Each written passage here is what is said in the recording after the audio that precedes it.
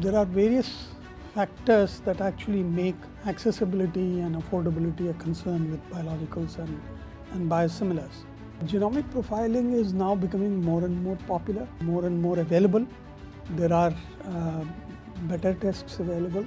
India is a resource constrained country but has high patient burden, high disease burden. In fact, India is a market where the guidelines for similar biologics or biosimilars was introduced much before many advanced countries even.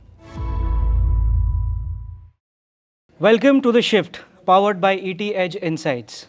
It's a platform where we sit with industry leaders and experts and discuss key issues that shape the world we live in. And today we have with us Mr. Samir Desai, who's the President and Head Business Unit at Zydus Lifesciences. Welcome, sir. It's a pleasure to have you. Thank you. Likewise. To start off with, biologics and biosimilars have always been a discussion. What are the biggest challenges you faced, when it comes to biologics and biosimilars, and the challenge particularly pertaining to accessibility? There are various factors that actually make accessibility and affordability a concern with biologicals and biosimilars. First, the cost and time involved in developing these products.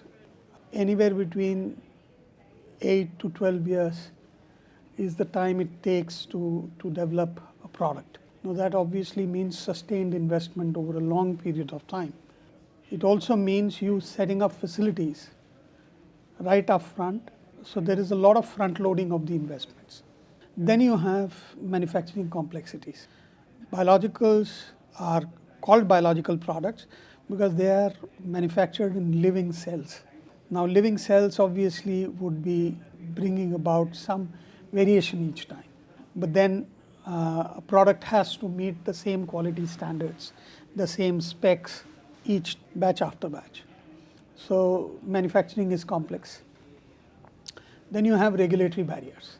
It is becoming more and more increasingly difficult, challenging, because regulatory scenario is evolving. The standards are at par with global requirements. The cost of doing clinical development is very high because the need for doing more and more trials is there now. And each trial could cost you millions of dollars. And then you have acceptance issues because you have to be able to convince the doctors that the biosimilar product will provide with the same benefits as the innovator biologic product. Right. And lastly, supply chain, because these are temperature controlled.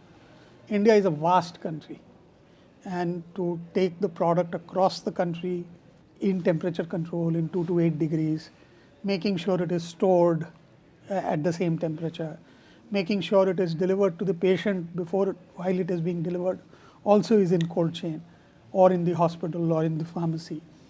So each of these are challenges, and all of them add cost burden as well. So it becomes difficult to continue to remain more and more affordable. But I think there is a lot of technological innovation. There is a lot of risk taking that Indian entrepreneurs, such as Indian companies such as Zydus, have done. And with that, we've been able to improve affordability and accessibility, taking those business risks. Because ultimately, the reward is when your product makes a difference in a patient's life. So you make the initial investment and then hope that the market will return it back to you. Right.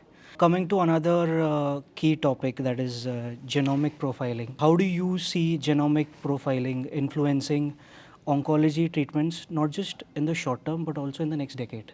Well, genomic profiling is now becoming more and more popular, more and more available. There are better tests available. You have products that are approved by stringent regulatory authorities such as the US FDA. Their advantage is to begin with, obviously they are today helping us in finding the right treatment plan for individual patients. Because when you do the genomic profiling, you know what mutations are driving tumor growth in a particular patient. And then you are able to target treatment accordingly and deliver better outcomes to them. Going forward, I see this be used more as a predictive tool. So you would be able to hopefully identify cancers early. You would also be able to identify people at high risk of developing certain tumors, certain cancers, and kind of take precautions, do regular monitoring. Today, genomic testing also allows you to monitor progress on treatment. Tomorrow you should be able to use it in screening, you should be able to use it to predict or catch the cancer much earlier, because one of the challenges that in cancers that we see, and especially in our country, is that by the time the patient reaches the doctor, the patient's cancer is already at a fairly advanced stage, and that reduces the success rates. If you are able to identify, diagnose cancers early and treat them early, then you would obviously be able to provide much better outcomes. So genomic profiling is there to stay, and with more non-invasive techniques like liquid biopsies, because then it is like taking out blood. Earlier, most of it was tissue biopsy, which means you take out tissue from the tumor, but now you can do it with blood, and that means you can do it, if needed, more repetitively. You can use it to check the progress on treatment and thereby keep improving, keep more targeted treatment being given, and lead to better outcomes for the patient. So genomics is here to stay. Coming to affordability has always been a key parameter, irrespective of the treatment that's been given. True. What strategies, in your opinion, are key? Strategies that play a vital role in balancing, cutting edge cancer technology and affordability. So 2-3 things. Like initially I told you as to how companies such as ours have been able to bring out more affordable options. But you can even do better.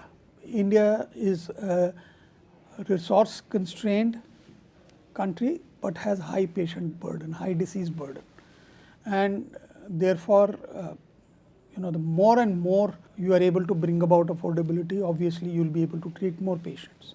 With biosimilars, there has been a 10-fold, in some cases 20, 30, 50-fold increase in terms of the number of patients who have been able to afford treatment. Okay. But that's not the end. So if you ask me what strategies or what opportunities exist to make it even more affordable and bring about even better products, first would be collaborating with innovators. If they are able to out-license products and make it possible in resource constrained settings such as in India to market the products at an affordable cost, it obviously improves quick access to market and affordable access to market.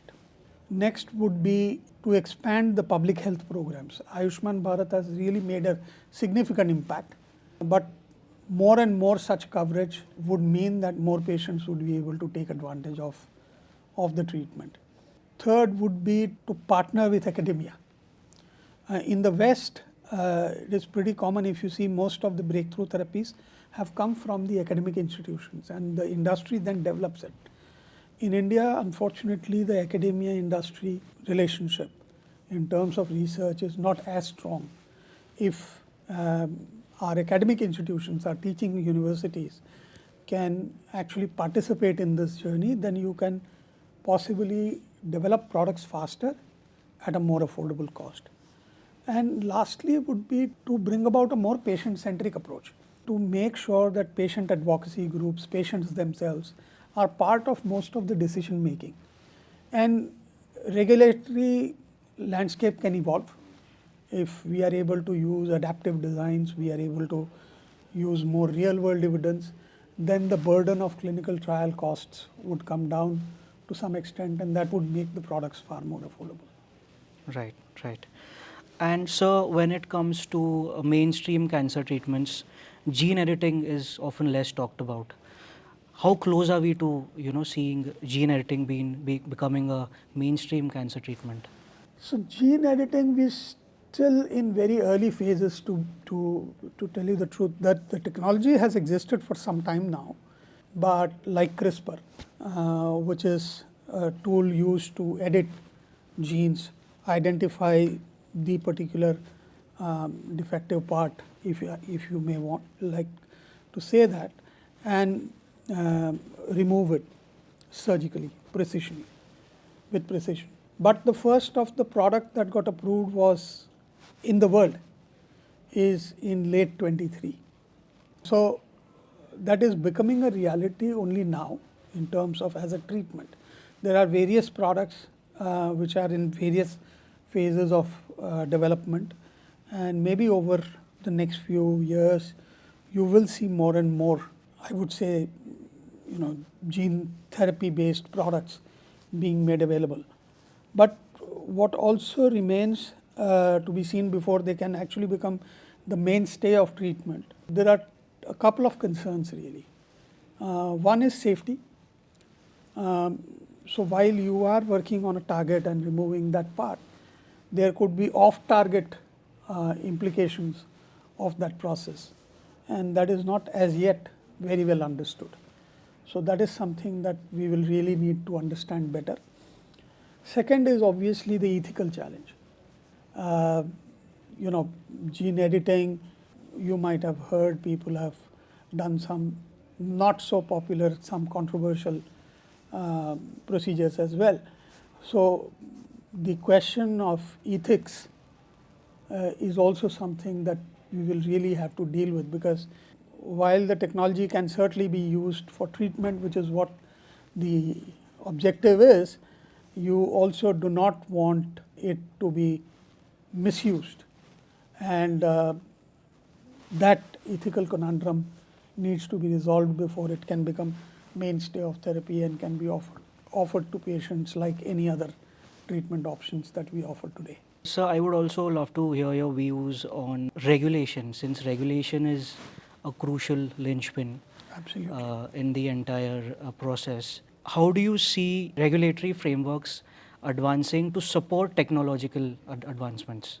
I would say we've come a long way as far as regulation in India is concerned. In fact, India is a market where the guidelines for similar biologics or biosimilars was introduced much before many advanced countries even.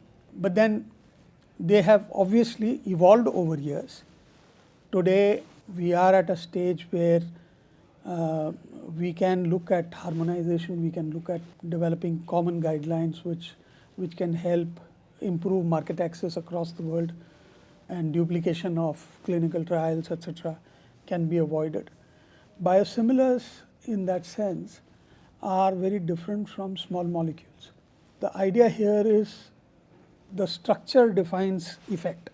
So if you are able to show similarity in structure, the proof of effect should not necessarily be as high a burden as it is with small molecules.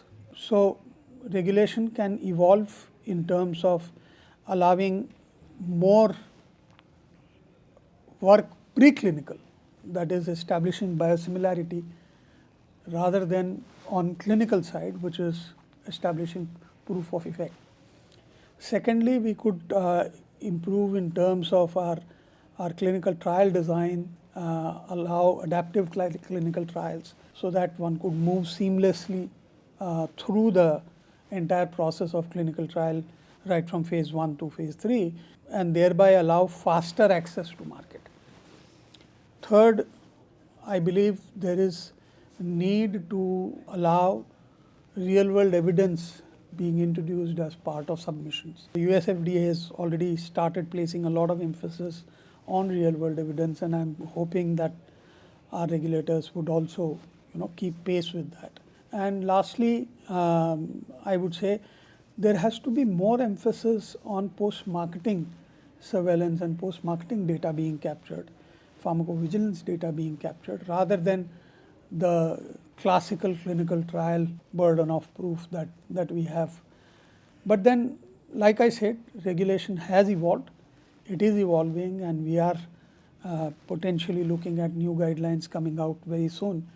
And we hope that those guidelines will take into account the realities of today and tomorrow, because this is an area where research is developing at a very, very fast pace.